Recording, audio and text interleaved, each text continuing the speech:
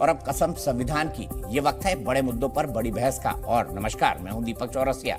श्रीमद् भगवद गीता में कुल 18 अध्याय हैं। इसमें 700 श्लोक है, जिसमें धर्म और कर्म का सारा मर्म समझाया गया है। इसके अलावा सनातन धर्म में 4 वेद और 108 उपनिषद भी हैं।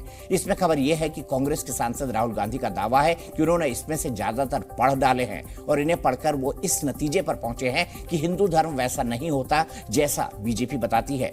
राहुल गांधी एक बार फिर देश से बाहर यानी फ्रांस में उन्होंने ये बात कही। उन्होंने कहा बीजेपी का हिंदू राष्ट्रवाद सिर्फ राजनीतिक धोखा है। राहुल गांधी से पूछ रही थी कि बताइए तो उदयनिधि स्टालिन और ए राजा ने जो कहा है, क्या आप उससे सहमत हैं? क्या आप भी मानते हैं कि सनातन डेंगू, मलेरिया या HIV जैसा है? लेकिन राहुल गांधी एक शब्द नहीं बोले। अब बोले तो वो भी यूरोप जाकर। उन्होंने कहा बीजेपी हिंदू होने का ढोंग करती है, उसे हिंदू धर्म से कोई लेना देना ही नहीं है, यानी उसका हिंदुत्व तो नकली है। I've read the Gita, I've read number of the Upanishads, I've read many Hindu books. There's nothing Hindu about what the BJP does. Rahul Gandhi ने बड़े दावे से कहा कि उन्होंने गीता पढ़ी है, वेद उपनिषद भी पढ़े हैं, इसीलिए वो दावे से कहते हैं कि इनमें वो हिंदू धर्म नहीं है जो बीजेपी बताती है। This is a wrong word. They are not Hindu nationalists. They are nothing to do with Hinduism. They are out to get power at any cost, and they will do anything. इधर राहुल गांधी ने हिंदू धर्म बताया, उधर India alliance के नेताओं ने तुरंत कहा सही तो कह रहे हैं। सिर्फ दंगे करवाना, जात के धर्म के आधार पर लोगों को एक दूसरे से तोड़ना, ये हिंदुत्व नहीं है। सनातन वायलेंस पे बिलीव नहीं करता। उस सनातन का नाम लेके मॉब लिंचिंग हो जाए, वायलेंस हो जाए, लोग मारे जाएं, तो क्या वो सनातनी है? सिर्फ जहां पे दो धर्मों को, दो समुदायों को लड़ाने का मामला हो, वहां भारतीय जनता पार्टी मामलों को उठाती है। ये सनातन से और हिंदू धर्म से इनका कोई लगाव नहीं, वोट से लगाव है, वोट चाहिए। हिंदुइज्म वो नहीं है जो बीजेपी के लोग कर रहे हैं। किस हिंदू ग्रंथ में लिखा हुआ है कि कौमों के बीच में दीवार खींच दो? हिंदू धर्म पर ताबड़तोड़ बयान दिए गए तो राहुल गांधी को केंद्रीय मंत्री अनुराग ठाकुर ने जवाब दिया। कहा हिंदू धर्म और हिंदुओं का अपमान करने, झूठ से डर और भ्रम फैलाने में राहुल गांधी सिद्धहस्त हैं। राहुल गांधी जी विदेशी धरती पर जाकर भारत की छवि को खराब करने में लगे हैं, तो देश के अंदर इनके नेता सनातन धर्म के खिलाफ हिंदुओं को अपमानित करने में कोई कसर नहीं छोड़ी। बीजेपी ने उनके गीता, वेद और उपनिषद पढ़ने के दावे पर भी सवाल उठाए। राहुल गांधी के सामने गीता पढ़ लेना काफी नहीं, गीता को समझना भी चाहिए। असल में क्या है कि उनको धर्म और पंथ का फर्क पता नहीं, इसलिए वो बार बार इस प्रकार की बात करते। सिर्फ यही सत्य है कि सनातन सत्य है और सनातन पवित्र भाव से मानवता की सेवा करती है। विदेश की धरती पर बैठकर देश को बदनाम करने का कोई भी रास्ता ढूंढ लेते हैं, और ये कांग्रेस में फैशन बन गया है। राहुल गांधी मानसिक दिवालियापन पे पहुंच गए। भारत के एक बहुत छुटभइये नेता है। सनातन धर्म के अपमान पर राहुल की तरह उद्धव ठाकरे भी अब तक चुप हैं। इस पर बोलने की बजाय उन्होंने नया विवाद छेड़ा। उन्होंने कहा कि राम मंदिर के उद्घाटन के बाद जब लोग लौटेंगे तो गोधरा कांड जैसा कुछ बड़ा हो सकता है।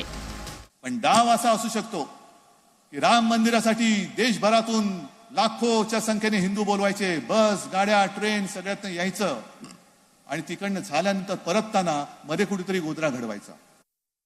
ऐसे बयानों से अगर कोई राजनीतिक मानसिकता से लेकर दिया गया बयान है तो निश्चित रूप से उनको कन्नी काटनी चाहिए, उस पर क्लैरिफिकेशन देना चाहिए। जवाब में अनुराग ठाकुर ने कहा कि सनातन और हिंदुओं का अपमान करने के लिए कुछ लोग किसी भी स्तर तक जा सकते हैं। आज बाला साहब दुखी होंगे। चोला बदलने का काम किया है यूपीए से, लेकिन चोला बदलने से कुछ नहीं होगा। पीछे वही चेहरे नजर आएंगे जिनका ना नेता है, ना नीति है और नीयत में भी खोट है।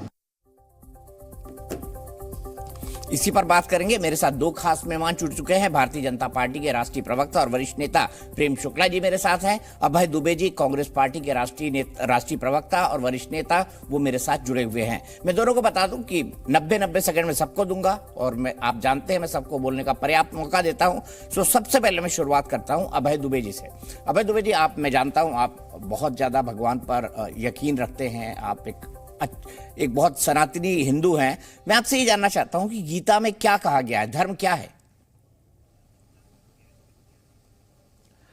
देखिए, सनातन हमारा कहता है धार्यति इति धर्म, अर्थात जो धारण किया जाए।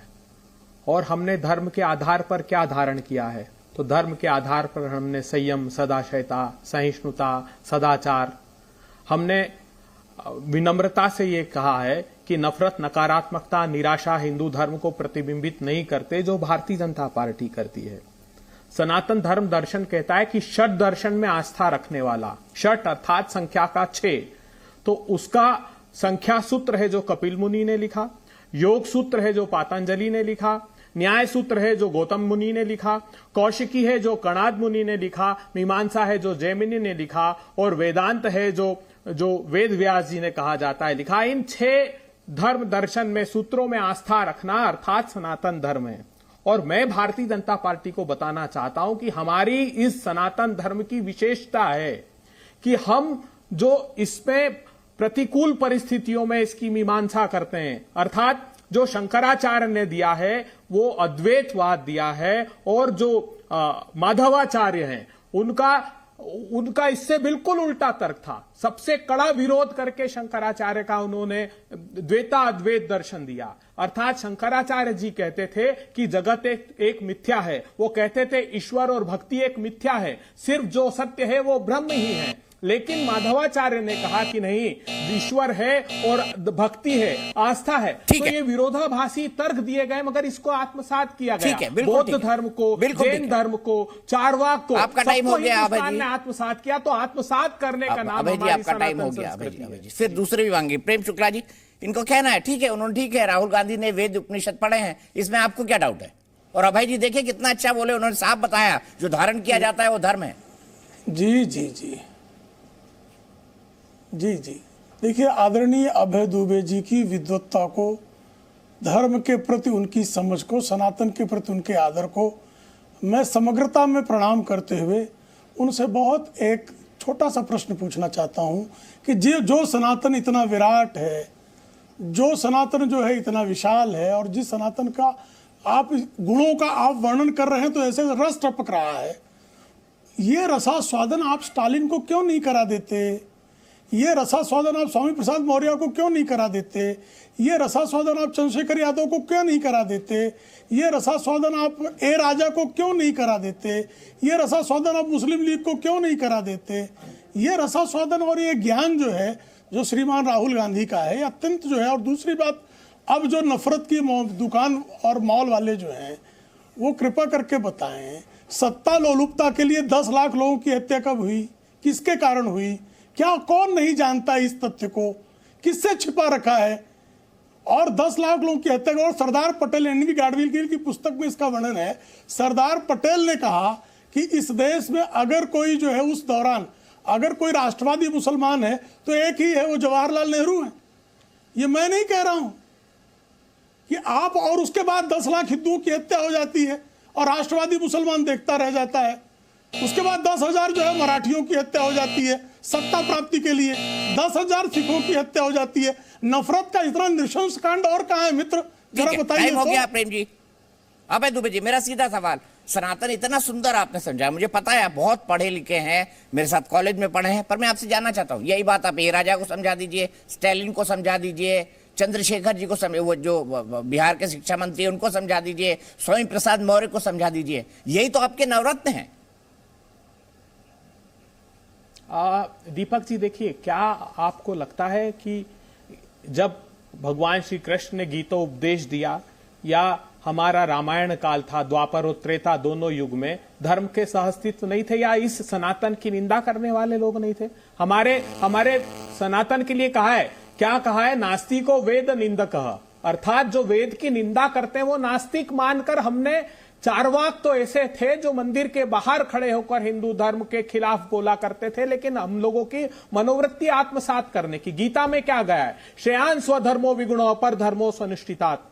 अर्थात उस समय भी जब गीता का उपदेश श्री कृष्ण दे रहे थे, तब धर्म का सहअस्तित्व उन्होंने स्वीकारा कि मैं कम श्रेयस्कर धर्म भी होगा तो अपने धर्म का आचरण करूंगा। राम जी का जब युग था, त्रेता युग, तब उन्होंने कहा देविक देविक भौतिक तापा, राम राज नहीं कहूई बियापा, सब नर करही परस्पर प्रीति, चलही सर्व धर्म निरत श्रुत नीति। अर्थात जो भी धर्म का सहअस्तित्व था वो सब परस्पर प्रेम से रहे, यही राम राज्य की अवधारणा है। तो इसमें वैमनस्य का भाव, जो धर्म गाय की पूजा का प्रवर्तन करता है वो गाय के नाम पर किसी आदमी की नृशंस हत्या का समर्थक हो सकता है क्या? भारतीय जनता पार्टी को यही सुधार करने की आवश्यकता है। जो जिस प्रकार का सत्ता की भूख के लिए एग्रेसिवनेस है, अरे करने दीजिए ना, मीमांसा करने दीजिए, आलोचना करने दीजिए। हमारा धर्म उससे परिपक्व होता है। हमारा सनातन धर्म, महात्मा गांधी ने बहुत अच्छी व्याख्या की है कि हमारा धर्म में सब है, पतझड़ भी है, बहार भी है, वसंत भी है। तो हमारे धर्म की, सनातन की यही खूबसूरती है जिसको आप खत्म कर देना चाहते हैं। ठीक है, मैं इनसे सवाल पूछूंगा, लेकिन ना आपने ए राजा के बारे में कुछ बोला, ना उदयनिधि स्टालिन के बारे में कुछ बोला, ना स्वामी प्रसाद मौर्य के बारे में कुछ बोला, ना ही आपने बोला चंद्रशेखर जी जो बिहार के शिक्षा मंत्री हैं। मैं ये सवाल आपसे फिर पूछूंगा, लेकिन प्रेम शुक्ला जी, अगर ये कहते हैं कि आप नफरत की राजनीति करते हैं तो इसमें गलत क्या है? आप नहीं करते क्या? आप ओवर एग्रेसिव नहीं है क्या? देखिए हम बिल्कुल एग्रेसिव नहीं है, सबसे सम्यक और संतुलित हैं। असंतुलन तो इनका है। अब देखिए, इन्होंने अस्तित्व की बात की, चारवाक मंदिर के बाहर खड़े होकर विरोध कर सकते थे, बात कही इन्होंने, तो फिर सर तन से जुदा करने वालों को गले क्यों लगाते हैं? पीएफआई वालों से मित्रता क्यों साधते हैं, छोड़ क्यों देते हैं? सलमान रश्दी को प्रतिबंधित क्यों कर देते हैं? क्यों करते हैं भाई? इस देश में जो है दा विंची कोड कहीं प्रतिबंधित नहीं हुई, ईसाई देशों में नहीं प्रतिबंधित हुई, आप दीपक चौरसिया जी भली बात जानते हैं। लेकिन श्रीमती सोनिया गांधी ने इतनी असहिष्णुता दिखाई कि उसको प्रतिबंधित कर दिया। रेड साड़ी आपने प्रतिबंधित कर दिया, आपके तस्लीमा नसरीन को आपने प्रतिबंधित कर दिया, रंगीला रसूल को आपने प्रतिबंधित कर दिया, आपने तो तमाम ऐसी पुस्तकों को, ऐसे चीजों को प्रतिबंधित किया है, और इतने मुकदमे किए और इतने सर तन से जुदा करने वालों को पाला है आपने। उन लोगों को आपने, जब ये सहअस्तित्व की धारणा आपको पता नहीं थी क्या? पंडित जवाहरलाल नेहरू से लेकर डॉक्टर मनमोहन सिंह के कार्यकाल तक आपको चारवाक के इस सिद्धांत का ज्ञान, आदरणीय अभय दुबे जी, आपने अपने कांग्रेस के नेतृत्व को और आपके कांग्रेस के कार्यकर्ताओं को और सहयोगियों को क्यों नहीं समझा देते? ये सर तन से जुदा वालों के साथ खड़ा होना बंद कर दें। ये जो है अहिंसा, ये तो बहुत अच्छा धर्म है। हमारे यहाँ चारवाक है, निश्चित है ना, इसमें कौन सा संशय है? हमने तमाम जो है, लेकिन आलोचना को स्वीकारा। आप अब शब्दों को स्वीकारने की बात कर रहे हैं। अब शब्दों के समर्थन में आप खड़े हो रहे हैं। अभय दुबे जी, मेरा सवाल फिर से पहला कि क्या स्टालिन को आपने समझाया? क्या उदयनिधि को आपने इतना सुंदर हिंदू धर्म में समझाया? क्या आपने चंद्रशेखर यादव जो शिक्षा मंत्री है उनको समझाया?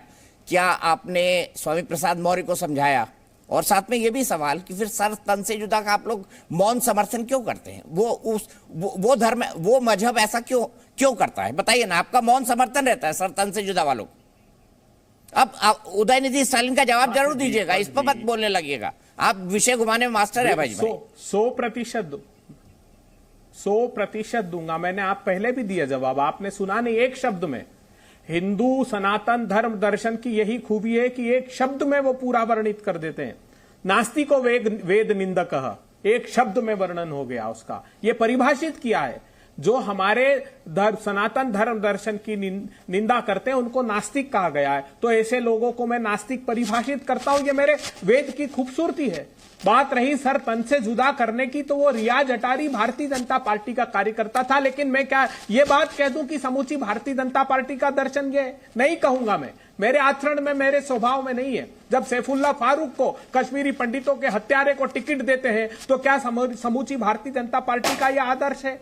क्या तारिक अहमद मीर जो पाकिस्तान का आतंकी था, जिसको गांव वालों ने पकड़ा, तालिब हुसैन, तारिक अहमद मीर, वो भारतीय जनता पार्टी के टिकट और उनके साथ हमारे गृह मंत्री के साथ खड़े होते हैं, तो क्या समूची भारतीय जनता पार्टी प्रतिनिधित्व करती है आतंकवाद का? ये कैसी छोटी सोच आप लोगों की है। ना कांग्रेस पार्टी, ना भारतीय जनता पार्टी, ना आस्था रखने वाला कोई राजनीतिक दल। लेकिन मुझे सबसे ज्यादा दुख तब हुआ जब यह कहा गया कि पीएफआई जो प्रधानमंत्री जी की हत्या करना चाहता है, उसके राजनीतिक संगठन को जब कर्नाटक में भारतीय जनता पार्टी ने स्थानीय निकाय के चुनाव में समर्थन दे दिया और पुष्पावती को आपने उपाध्यक्ष और एसडीपीआई के आदमी को आपने अध्यक्ष बना दिया, जब मेरे हृदय को आघात लगा कि कितना छोटी राजनीतिक सोच आपकी है। ठीक है प्रेम शुक्ला जी, छोटी राजनीति करते हैं आप, नफरत की राजनीति करते हैं, और मोहब्बत की दुकान तो राहुल गांधी की है ना, नफरत की मॉल आपकी है। फिर देखिए दीपक जी, आप जो है अपने सहपाठी मित्र को इतनी आसानी से छोड़ क्यों दे रहे हैं? स्टालिन पर इनका जवाब आया, चंद्रशेखर यादव पर इनका जवाब आया, बिल्कुल नहीं आया। भारतीय जनता पार्टी को तो आप नफरत की दुकान कह ही रहे ना साहब। यही तो आपका जो है आज तक का, आपका भारतीय जनता पार्टी जनसंघ के जमाने से आज तक का आरोप ही यही है। लेकिन आपने सलमान रश्दी क्यों प्रतिबंधित कर दिया? आपके पी चिदम्बरम जो है, जब फांसी लटकाया जाता है अफजल गुरु को, तो उसके समर्थन में जो कैबिनेट में निर्णय हुआ, आपकी कैबिनेट ने निर्णय लिया, सुप्रीम कोर्ट ने कहा मृत्यु दंड दो, और बाद में कहते हो गलत हो गया। तो आप अफजल गुरु के साथ खड़े हो जाते हो। बाटला हाउस एनकाउंटर में श्रीमती सोनिया गांधी मोहन चंद शर्मा के लिए विलाप नहीं करती है। विलाप किसके लिए करती है? जो अल्लाह अकबर का नारा लगाकर एकदम निर्दोष लोगों के प्राणों को लेता है। और ऐसे निर्दोष लोगों के प्राणों को लेने वाले के लिए सनातन में जिन्होंने गीता पढ़ी होगी उसको पता होगा कि निर्दोषों के हत्यारों का न्याय क्या है। ये पढ़ा है कि नहीं पढ़ा है? अजमल कसाब के लिए कांग्रेस के विधायक जो है खड़े हो जाते हैं कि भाई जिसका शट ओपन एंड शट कैसे, कि एक व्यक्ति उन्माद के से होकर जो है अल्लाह अकबर का नारा लगाते हुए दर्जनों लोगों को गोलियों से भून देता है, जिनको वो पहचानता नहीं है। उसको ये कहते हैं कि सनातन, उसको जो है भगवान श्री कृष्ण जो है उन्होंने दर्शन दिया, तो अब ये कह रहे नास्तिक है और अधर्मी है, तो आप दुर्योधन के पक्ष में खड़े हो जाएंगे? बताइए अभय दुबे जी। आप अगर दुर्योधन के पक्ष में खड़े तो फिर कोई चिंता ही नहीं है। ठीक है, ठीक है। तो क्या आप उदयनिधि स्टालिन के साथ इसलिए खड़े हैं क्योंकि वो नास्तिक हैं, उनके साथ आपने अलायंस कर लिया, और ये छोटी सी परिभाषा देकर डाइवर्जन करके आपने सस्ते में छोड़ दिया? क्या गीता में ये नहीं है कि धर्म के विरुद्ध, कर्तव्य के विरुद्ध और शास्त्र सम्मत के विरुद्ध कहने या करने वाले का क्या होना चाहिए? इसका वर्णन भी गीता में है, वो आप छुपा गए। नहीं, देखिए हमारा जो धर्म है वो बहुत व्यापक है, वो स्वीकार्यता है, वो नकारता नहीं है। हम सबको आत्मसात करना चाहते हैं।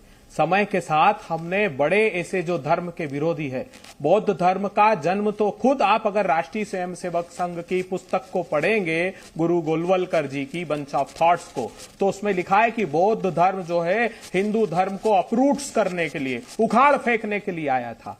मगर जानते हैं हमने बौद्ध धर्म को भगवान विष्णु का एक अवतार मानकर आत्मसात कर लिया। तो यह आत्मसात करने की संस्कृति हमारी है, वो नहीं छोड़ सकते हम, चाहे वो उदयनिधि स्टालिन कहे या कोई भी कहे। हम सब इस धर्म के अच्छे आचरण से प्रेरित करेंगे कि वो इस प्रशस्त मार्ग पर चले, उसमें जाने, उसमें शास्त्रार्थ करें। राहुल गांधी जी अगर अध्ययन करके ये बात कहते हैं कि हिंदुत्व में से इन्होंने वो तत्व निकालने की कोशिश की अपनी सत्ता की भूख के लिए, तो क्या गलत कहते हैं? मैं तो अभिभूत हूं जिस प्रकार राहुल गांधी जी हिंदू धर्म दर्शन को पढ़ते। सिर्फ 3 उदाहरण देता हूं मैं दीपक चौरसिया जी की हिंदू धर्म क्या है। मैं चाहता हूं कि इन 3 उदाहरणों पर आपकी इस घड़ी को रोक दीजिएगा। मैं प्रार्थना करता हूं आपसे। नहीं, घड़ी नहीं रुकेगी सर, भगवान शंकर तो अन्याय हो जाएगा प्रेम शुक्ला जी के साथ। मैं हिंदू धर्म न्याय की खातिर मैं कह रहा हूं कि न्याय के प्रशस्त मार्ग पर मैं चल रहा हूं। तो जो अन्याय करेगा उसके लिए क्या करेंगे आप? जो अन्याय करेगा उसके लिए क्या करेंगे? छोड़ देंगे उसको नास्तिक कह के? जो अन्याय करेगा उसको नास्तिक कह के छोड़ देंगे? ठीक है प्रेम शुक्ला जी, आप जवाब दीजिए। आप लोग बड़े संकुचित विचार वाले हैं प्रेम शुक्ला जी, इसीलिए आपने नफरत का मेकअप आउट खोल रखा है। दीपक जी, मुझे मैं आऊंगा ना अगले 90 सेकंड में, जो बोलना वैचारिक संकुचन कहाँ है? नहीं, वैचारिक संकुचन कहाँ है? वैचारिक संकुचन उस जगह पर है जहां पर आप जो हैं सर तन से जुदा होने वालों के साथ खड़े हो जाते हैं। जबकि आपको खुले हुए विमर्श वालों के साथ खड़ा होना चाहिए। आपको अगर चारवाक को आप जो है स्वीकारते हैं तो आप मुझे बताइए ना कि चारवाक को स्वीकारने वाले फिर जो है अगर कोई क्रिश्चियनिटी पर कुछ कह देता है, कोई इस्लाम पर कुछ कह देता है, तो उसको तत्काल जो है आप दंडित कर देते हैं और आप जो है उसको खंडित कर रहे हैं और उसको खंडित करने के बजाय, दंडित करने के बजाय वंदित करने पर आमादा हैं, जो सनातन के बारे में दिन प्रतिदिन और चिदंबरम आपकी पार्टी से स्वयं मल्लिकार्जुन खड़गे आपके पार्टी के राष्ट्रीय अध्यक्ष, उनको इस बात की चिंता है कि भारत में सनातन न पूरी तरह से स्थापित हो जाए। तो भारत में सनातन के स्थापित होने से जो भयभीत हैं, ऐसे मल्लिकार्जुन खड़गे को आदरणीय अभय दुबे आप सनातन की अपनी विद्वत्तापूर्ण जानकारियों से उनको समृद्ध करने का कार्य क्यों नहीं कर रहे हैं? सनातन आपसे इतनी अपेक्षा तो करता है कि सनातन का एक ज्ञानी सुत जिसने अज्ञान प्रकट करने पर जो आमादा है, ऐसे आपके राष्ट्रीय अध्यक्ष को और श्रीमान राहुल गांधी अपने राष्ट्रीय अध्यक्ष को बताएं कि असली सनातन क्या है, असली हिंदू क्या है। सनातन से चिंतित होने की आवश्यकता नहीं है। ये जो है आत्मसात करने वाला धर्म है, ये आपको भी समो लेगा, समेट लेगा, चिंता ना करो। तो वापस आ गए हैं सनातन और हिंदू धर्म पर की गई राहुल गांधी की जो उन्होंने फ्रांस में कहा है उन टिप्पणियों पर, जिसके हिसाब से राहुल जी ने गीता पढ़ी है, वेद पढ़े हैं, उपनिषद में से ज्यादातर पढ़ लिए और उसके आधार पर कह रहे हैं कि बीजेपी जिस हिंदुत्व की बात करती है वो हिंदुत्व है ही नहीं और हिंदुत्व दोनों अलग है। वो ये भी कहते हैं। कांग्रेस के एक नेता सलमान खुर्शीद लिखते हैं कि हिंदुत्व बोको हरम और आईसिस की तरह है। अब अभय दुबे जी मेरे साथ हैं और प्रेम शुक्ला जी मेरे साथ हैं। अभय दुबे जी, ये थोड़ा सीरियस सवाल है। हिंदू और हिंदुत्व को अलग बताना ठीक है, अच्छी बात है, उन्होंने पढ़ी है। तो ये किस लाइब्रेरी से पढ़ी है जिसमें हिंदू और हिंदुत्व अलग हो गया? किस लाइब्रेरी से उन्होंने ये वेद, गीता, उपनिषद लिए हैं जिसमें हिंदू और हिंदुत्व अलग है? क्या हिंदू और हिंदुत्व अलग है? हिंदू धर्म के तत्व को अगर निकाल दें सत्ता की भूख के लिए तो वो भारतीय जनता पार्टी का हिंदुत्व हो जाता है। हम उस तत्व के साथ रहकर जो सदाशयता है, जो संयम है, जो सदाचार है, जो सहिष्णुता है, जो सबको गले लगाने का धर्म हमारा है, वो हिंदू धर्म है। और बात अभी कर रहे थे कि उदयनिधि से जवाब लिया नरेश अग्रवाल से। नरेश अग्रवाल जो भारतीय जनता पार्टी के नेता हैं, वो उसके पहले, जब भाजपा में आने के पहले भगवान राम, माता सीता, विष्णु के लिए इतना गंदे शब्दों का प्रयोग किया कि मैं दीपक चौरसिया जी जैसे देश के बड़े और मूर्धन्य पत्रकार के शो में नहीं कह सकता। आपने संजय निषाद जो भारतीय जनता पार्टी के साझा साथ नेता हैं, कभी पूछा उनसे? उन्होंने रघुकुल पर सवाल उठा दिया। उन्होंने राजा दशरथ और भगवान राम के संबंधों पर ऐसी टिप्पणी की है कि मैं यहां नहीं कर सकता। जीतन राम मांझी, जिनको अभी अभी शामिल किया, वो शामिल होने के बाद कहते हैं कि राम पर मेरा जो स्टैंड है उस पर मैं कायम हूं, लेकिन उससे प्रश्न नहीं करेंगे। प्रश्न करेंगे कि आप उदयनिधि से सवाल पूछना चाहते हैं। आप देखिए, आत्मसात करने की मनोवृत्ति बनाइए। अगर कोई सनातन के संदर्भ के विषय में अलग विचार प्रकट करता है तो हम अपने धर्म से प्रेरित करके कोशिश करें कि उनको धर्म के प्रशस्त मार्ग पर लेकर आएं। और आचारहीनम न पुनंति वेद, आचरणहीन को वेद भी पुनीत नहीं कर सकते। हमारी क्या बिसात है? तो ये जो आचरणहीन भारतीय जनता पार्टी धर्म के नाम पर हो गई है, इसको हम प्रार्थना करते हैं कि वेद पुनीत कर दें और सबको आत्मसात करने की मनोवृत्ति है। ठीक है प्रेम शुक्ला जी, ये बात तो मैं इनकी मानता हूं कि जब आपके तरफ आ जाता है बंदा तो वो बिल्कुल वॉशिंग मशीन से धुल जाता है। लेकिन मुझे सवाल खत्म कर लेने दीजिए। और इनकी जो चीजें आप पकड़ के बैठे रहते हैं, आप किसी से भी लाइंस कर लेते हैं अगर कुर्सी चाहिए तो, ये तो सत्य है। आप दारा सिंह चौहान को ले आए, पहले वो दूसरी तरफ चले गए थे। इसके लिए बीजेपी कार्यकर्ता इतने नाराज हो गए कि वो समाजवादी पार्टी को वोट कराए। घोसी का उपचुनाव इसका एग्जाम्पल है कि किसी को भी कहीं से कभी भी बीजेपी में शामिल कराकर आप जीत नहीं सकते। ये सबक लेना चाहिए आपको। अभय दुबे जी ने बिल्कुल सही कहा। देखिए, जनादेश का सम्मान हम लोग करते हैं और जनता को जनार्दन मानते हैं। ये तो जनता को जो दूसरों को समर्थन करते हैं उसको दैत्य कहने लगते हैं और वो सुरजेवाला बन जाते हैं उनके यहाँ। तो सुरजेवाला की ये स्थिति है। एक्सीडेंटल हिंदू को तो हमने प्रधानमंत्री माना ना। अटल बिहारी वाजपेयी जी ने पंडित नेहरू को, एक्सीडेंटल हिंदू को, उनके लिए सर्वोत्कृष्ट श्रद्धांजलि लिखी है। तो हम तो स्वीकारते हैं ना, हम तो ये मानते। लेकिन ये बताइए मुझे कि जीतन राम मांझी हिंदुत्व को, सनातन को मिटाने की बात कर सकते हैं क्या भारतीय जनता पार्टी के साथ रहकर? नरेश अग्रवाल भारतीय जनता पार्टी के साथ रहकर इस तरह की टिप्पणियां कर सकते हैं? जरा देख लीजिए, आप चिंतन कर लीजिए। तो भारतीय जनता पार्टी के साथ आते ही इन सबके स्वर क्यों बदल जाते हैं? स्वामी प्रसाद मौर्य पूजा कर रहे थे, भारतीय जनता पार्टी में थे, उसकी तस्वीरें आपके पास हैं, कहें तो वीडियो भेज दूं मैं। वो भारतीय जनता पार्टी में आते हैं, वो सनातन को मानने लगते हैं। भारतीय जनता पार्टी से कांग्रेस की तरफ चले जाते हैं, वो सनातन विरोधी हो जाते हैं।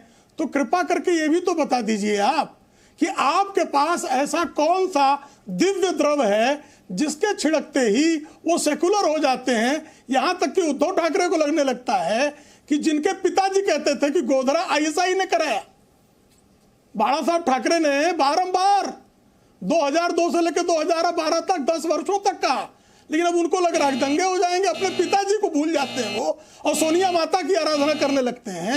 ये कौन सा द्रव आपके जनपद में रखा है, बताइए। ठीक है, मैं यहाँ पर आपको विराम दूंगा। भाई अभय दुबे जी, आयाराम गयाराम 2 विधायक थे, घंटे घंटे में पार्टी बदल लेते थे, हरियाणा के थे, उसी से आयाराम गयाराम कल्चर वो आपने शुरू किया था। ये आपकी देन है इस देश की राजनीति को। तो अब ये करते हैं तो इसमें बुराई क्या है भाई? आपने तो सिखाया था इनको, आपकी ट्यूशन ले ली, आपसे सीख गए। और दूसरी बात मुझे बताइए, क्या हिंदू और हिंदुत्व में अंतर है? हिंदू ठीक है, हिंदुत्व खराब है। बीजेपी का हिंदुत्व नहीं, हिंदू और हिंदुत्व अलग अलग है। क्या ये एक है? क्या शरीर और आत्मा अलग अलग हो सकते हैं भारतीय दर्शन के हिसाब से? क्या शरीर और सांस अलग हो सकते हैं क्या भारतीय दर्शन के हिसाब से? बताइए। भारतीय सनातन हिंदू धर्म दर्शन से अगर तत्व निकाल देंगे और सत्ता की भूख शेष रखेंगे तो वो भारतीय जनता पार्टी बखूबी कर चुकी है सर। अभय दुबे जी, तत्व की मीमांसा गीता बखूबी कर चुकी है। जो अन्याय करता है उसके खिलाफ क्या करना चाहिए, भगवान कृष्ण ने अर्जुन को समझाया था, तभी उन्होंने अपने अपनों का वध किया था। भारतीय जनता पार्टी के उस तत्व की मैं हिंदू धर्म से में कैसे प्रतिबिंबित होता है इसकी मीमांसा आपके सामने करता हूं। भारतीय जनता पार्टी जब भगवान प्रभु श्री राम में मेरे हिंदू धर्म प्रतिबिंबित होता है तो वचन की मर्यादा की रक्षार्थ सत्ता को तज कर 14 वर्ष वन में गमन कर जाना, और भारतीय जनता पार्टी सत्ता के भोग के लिए रोज वचन तोड़ रही है, वो भगवान प्रभु श्री राम के हिंदुत्व में प्रतिबिंबित नहीं होती। जब मेरा हिंदू धर्म भगवान शंकर में प्रतिबिंबित होता है तो समुद्र मंथन के दौरान कालकूट नाम का जो विष था जिससे सृष्टि खत्म हो सकती थी, वो भगवान शंकर ने कंठ में धारण कर लिया। ये मेरा हिंदू धर्म प्रतिबिंबित करता है। भारतीय जनता पार्टी रोज विष वमन करके उस मेरे हिंदू धर्म के खिलाफ सत्ता की भूख के लिए खड़ी हो जाती है। जब भगवान श्री कृष्ण में हिंदू धर्म प्रतिबिंबित होता है तो चीर को प्रदान कर देना मेरा हिंदू धर्म है। भारतीय जनता पार्टी चीर को हरण करने वालों के साथ सत्ता की भूख मिटाने के लिए खड़ी हो जाती है। ये हिंदू धर्म के खिलाफ है। ठीक है, मैं बिल्कुल मैं मुस्कुरा रहा था यहाँ पर, प्रेम शुक्ला जी भी मुस्कुरा रहे थे, अभय दुबे जी। इसका कारण मैं आप सबको अगले सवाल में बताऊंगा, लेकिन प्रेम शुक्ला जी बताइए, अगर ये आरोप लगा रहे हैं तो गलत क्या है जी? उनको, आपको सत्ता चाहिए, इनको नहीं चाहिए क्या? ये इधर बैठे रहे, रिटायरमेंट ले ले। राहुल गांधी जी जंगल चले जाए, वन में चले जाएं, अभय दुबे जी जो है वो महाकाल की नगरी जाके धुनी रमाएं, यही करें ये लोग, आप सत्ता में बने रहे। देखिए, पांडित्य जब पाखंड पर आमादा होता है तो तर्क गढ़ते गढ़ते अपने विरुद्ध जो है जाल बिछा लेता है। भाई, भाषा से, व्याकरण से, स्त्री से स्त्रीत्व हो, अगर स्त्री स्त्रीत्व के विहीन क्या रहेगी? व्यक्ति व्यक्तित्व के विहीन क्या रहेगा? व्यक्तित्व के विहीन व्यक्ति क्या होगा? तो हिंदू के विहीन हिंदुत्व नहीं हो सकता। और हिंदुत्व जो है एक ही शब्द के विस्तार हैं, एक ही क्रिया का विस्तार है।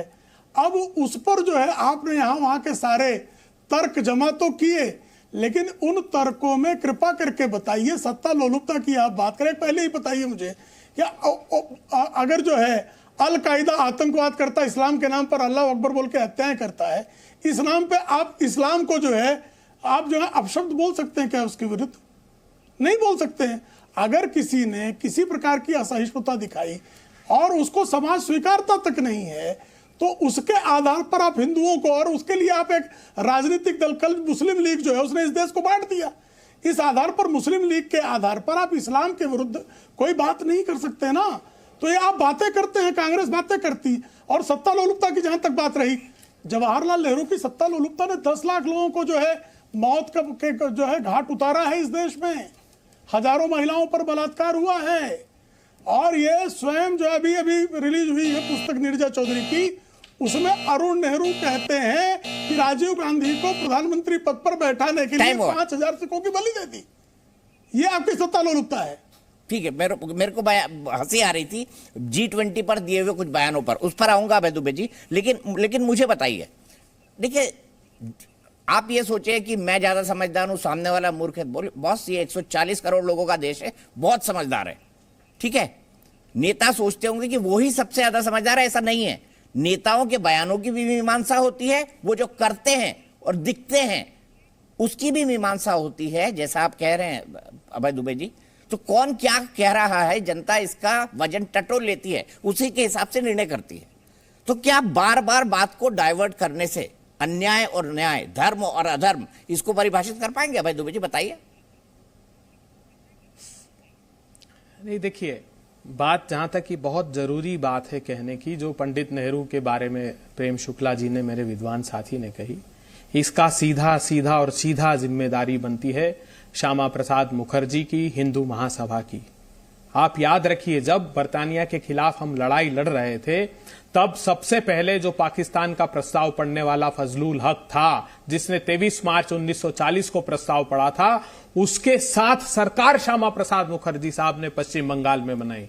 जब कांग्रेस पार्टी ने भारत छोड़ो के नाम पर सारी राज्य प्रांतों की सरकारों को हमने छोड़ दिया, नॉर्थ वेस्ट फ्रंटियर प्रोविंस में और सिंध प्रांत में हिंदू महासभा ने मुस्लिम लीग के साथ सरकार बनाई। और उस बंटवारे का आरोप आप हम पर लगाते हैं, आपने बुनियाद रखी, और जिन्होंने बुनियाद रखी उनके साथ आपके बुनियाद के पत्थरों ने साथ दिया, इसलिए उसकी जिम्मेदारी हमारी नहीं, हम तो अंत तक कोशिश कर रहे थे। और आजादी के बाद आपकी पुस्तक आप लिखते हैं एचवी शेषाद्री, वो बंटवारे का जिम्मेदार सरदार वल्लभ भाई पटेल को बताते हैं। खैर, इस राजनीति में पढ़ना नहीं चाहता मैं, लेकिन जहां तक धर्म के शास्त्रार्थ का प्रश्न है, तो मेरा हिंदू धर्म नफरत तो कतई नहीं सिखाता, मैं सबको आत्मसात करना चाहता हूं। अगर मेरे तार्किक विरोध करता है तो मैं उसके साथ खड़ा हूं, अगर वो तर्क विहीन विरोध करता है तो अपने रास्ते पर लाने की कोशिश करता हूं। लेकिन उसके खिलाफ मेरे धर्म का ये कहना नहीं है कि मैं किसी का गला काट दूं अगर मेरे धर्म का विरोध करता है तो। ठीक है, लेकिन मैं फिर कहना चाहता हूं कि आज लड़ाई ये है ही नहीं,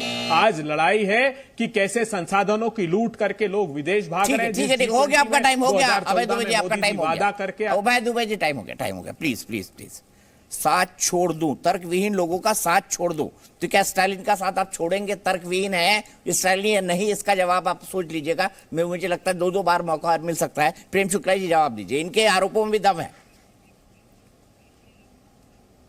देखिए, अब जो है बंटवारे की बात इन्होंने जब राजनीति और इतिहास में गए हैं, तो अब सत्य को ये उसमें से कुछ अंश छांटते हैं और सोचते हैं कि इसको जोड़कर हम जो है एक नैरेटिव गढ़ लेंगे। बताइए, मुस्लिम लीग का जन्म जो है क्या कांग्रेस में नहीं हुआ? क्या कांग्रेस के मंचों पर मुस्लिम लीग के अधिवेशन नहीं हुए? क्या मोहम्मद अली जिन्ना कांग्रेस के नेता नहीं थे? क्या मौलाना शौकत अली, मौलाना मोहम्मद अली, जो बंटवारे का नेतृत्व जिन लोगों ने किया, वो कांग्रेस के खिलाफत आंदोलन का नेतृत्व कर रहे थे कि नहीं कर रहे थे? कृपा करके बता दीजिए ना मुझे। आप इतिहास का ज्ञान जब लेकर बैठे हैं बांटने, तो ये आपकी कांग्रेस ही इस देश के बंटवारे का अगर कोई गर्भगृह है तो वह कांग्रेस पार्टी की सत्ता लोलुपता है। और इस पूरी दुनिया में धर्म के, नस्ल के आधार पर बंटवारे हुए थे, विभाजन जो है भूगोल के आधार पर हुए थे, भाषा के आधार पर विभाजन हुए थे, लेकिन धर्म के आधार पर 1.5 करोड़ लोगों को अपना घर छोड़ने का अगर कुकृत्य हुआ तो यह कांग्रेस के जन्म के कारण हुआ है। और आप बार बार यहां वहां की बात करते। कांग्रेस की स्थापना 1885, 28 दिसंबर 1885 के जो कांग्रेस की स्थापना के 9 जो प्रस्ताव हैं, उन 9 प्रस्तावों में अंग्रेज सरकार की सेवा भी एक प्रमुख प्रस्ताव है आपका। तो ये आपकी स्थिति है मित्र। तो आप कांग्रेस जब बातें करती यहां वहां की, तो पाठ्य पुस्तक में पढ़े इतिहास की बजाय इस देश के सत्य के इतिहास को जाने, समझे, और उसको जो मैं जितनी बातें मैं कह रहा हूं, जितने भी मेरे तथ्य पेश किए, रुक जाइए, ये पुष्ट कर लें, फिर बातें करें। ठीक है, मेरा सीधा सवाल है, क्या क्या सनातन को खत्म कर देने या मिटा देने या डेंगू या मलेरिया कहना क्या तर्क विहीन है या तर्क युक्त है, तर्क संगत है? ये बताइए मुझे। और ये भी बताइए, और इसके लिए आपको 60 सेकंड मिलेंगे, अगर ये तर्क संगत है और अगर ये तर्क विहीन है तो क्या स्टालिन का साथ छोड़ेंगे आप लोग? नहीं, देखिए, मेरा धर्म तो यही कहता है कि सबको साथ रखिए, वो चाहे द्वापर हो चाहे त्रेता हो, चाहे वो मेरे धर्म का समर्थक तो हो कौरवों को पांडवों को साथ रख लेना था भाई दुबे जी, करके नास्तिक कहलाता हो। कौरवों को पांडवों को साथ रख लेना था। जो